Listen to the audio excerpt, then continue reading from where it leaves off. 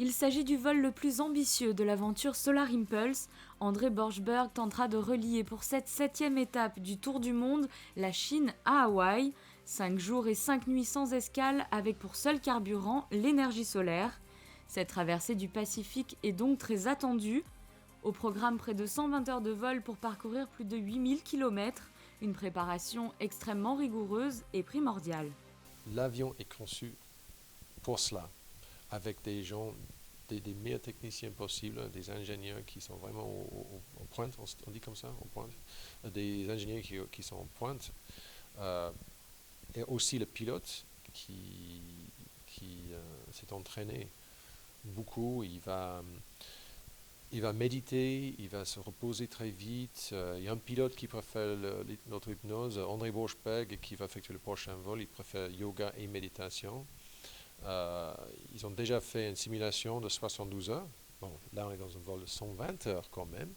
Mais les deux pilotes ont dit qu'avec les techniques qu'ils ont appris, ils sont confiants, deuxième, troisième journée, qui restent vigilants, qui restent concentrés pour arriver jusqu'à Hawaï. Bertrand Piccard et André Borschberg souhaitent avec cette aventure démontrer aux hommes politiques comme au grand public que les énergies renouvelables sont aujourd'hui une réelle alternative et d'apporter donc de nouvelles solutions aux problèmes environnementaux. Ça fait 16 ans que j'ai eu cette vision d'un avion qui volerait autour du monde et sur les océans sans carburant, volant jour et nuit, et on verra si c'est possible. C'est le moment de réalité, le moment de vérité. C'est peut-être un des moments les plus importants de ma vie. Est-ce que cette vision va être possible ou bien pas? En tout cas, il y a une équipe extraordinaire qui prépare tout ça et on verra ce que ça donnera. Ce vol transpacifique est un réel défi pour cet avion solaire. La décision finale sera prise par le directeur de mission Raymond Clerc, une fois toutes les données techniques analysées et notamment la partie météorologie. Un avion de plus de 70 mètres d'envergure qui doit décoller ne peut pas avoir des vents de côté. On appelle ça des crosswinds qui dépassent 4 nœuds, c'est à peine 7 km/h. On ne peut pas avoir des headwinds dépassant les 7 à 8 nœuds de l'ordre de 15 km/h. Il nous faut aussi du soleil quelques heures après le décollage pour pouvoir charger les batteries.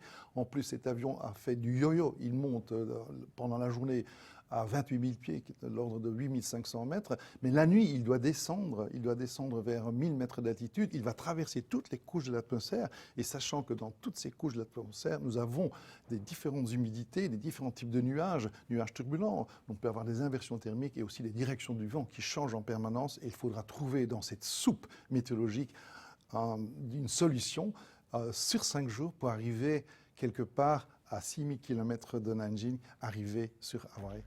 À l'heure de ce tournage, l'équipe était toujours en attente d'une fenêtre pour assurer un vol dans les meilleures conditions. Pour suivre l'évolution du départ de cette 7e étape et plus largement cette incroyable aventure, n'hésitez pas à vous rendre sur le site internet de Solar Impulse.